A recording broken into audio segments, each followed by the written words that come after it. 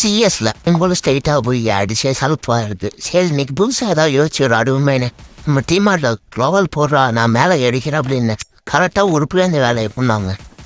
இந்த அளவுக்கு பார்த்தீங்கன்னா 3 எனிமி என் பக்கங்க உட்காருங்க. அவங்க பிளாக் கலர் ட்ரெஸ் போட்டிருக்கானா வீட்டுக்குள்ள ஒருத்தன் காட்டுதான் முக்கோ ஒயிட் கலர் ஒருத்தன் 3 பேர் என்கிட்ட. என் டீமில் ஒருத்தன் கூட என் பக்கத்தில் 3 பேர் லெஃப்ட் சைடில் இருக்கானு. ஒருத்தர் அடிக்க 3 பேர் போகிறானு.